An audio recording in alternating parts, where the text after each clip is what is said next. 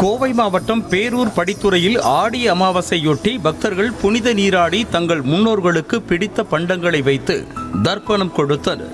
மேலும் பசுவிற்கு அகத்திக்கீரை கொடுத்தும் வழிபாடு நடத்தினர்.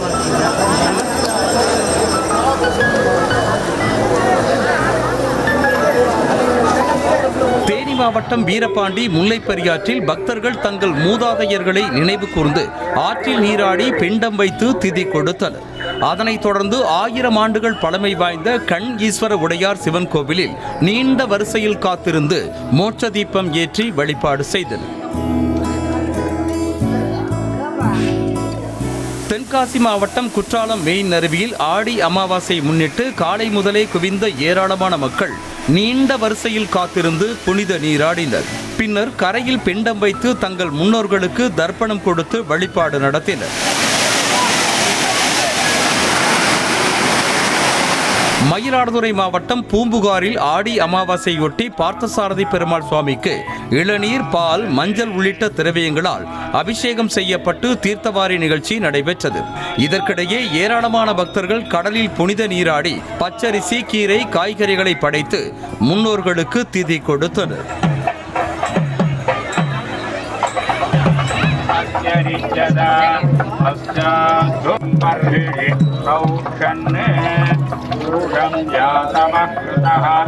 திருப்பூர் மாவட்டம் உடுமலை, பொள்ளாச்சி, தாராபுரம், கிணத்துக்கடவு பகுதிகளில் இருந்து விவசாயிகள் மாட்டு வண்டிகளில் வந்து திருமூர்த்திமலை அமரலிங்கேஸ்வரர் கோவிலில் சுவாமி தரிசனம் செய்தனர். தங்களது கால்நடைகள் நோய் நொடியின்றி நீண்ட நாட்கள் நலமோடு இருக்க மாட்டு வண்டிகளில் வந்து வழிபட்டனர்.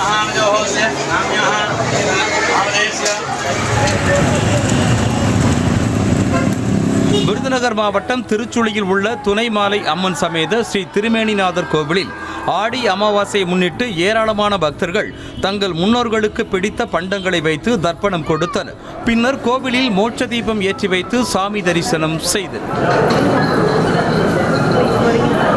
தூத்துக்குடி மாவட்டம் திருச்செந்தூர் சுப்பிரமணிய சுவாமி கோவிலில் கடலில் புனித நீராடிய மக்கள் தங்கள் மூதாதையர்களை நினைவு கூர்ந்து எள் கலந்து பிண்டம் வைத்தும் பிடித்த பண்டங்களை வாழை இலையில் படைத்தும் திதி கொடுத்தனர். காசிக்கு நிகராக புண்ணியம் தரும் நாகை காமேஸ்வரம் கடற்கரையில் ஆடி அமாவாசை முன்னிட்டு காலை முதலே குவிந்த பக்தர்கள் கடலில் புனித நீராடி முன்னோர்களுக்கு திதி கொடுத்து வழிபட்டனர். அப்போது யாகசாலைகள் அமைத்தும் வாழை இலையில் காய்கறி, உணவு வகைகள், நவதானியம் படைத்தும் தர்ப்பணம் செய்தனர்.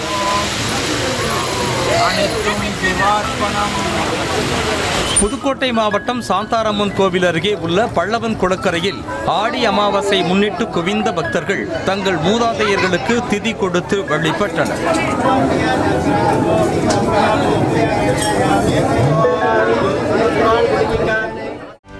செய்திகளை உடனுக்குடனும் துல்லியமாகவும் தெரிந்து கொள்ள சப்ஸ்கிரைப் பண்ணுங்க.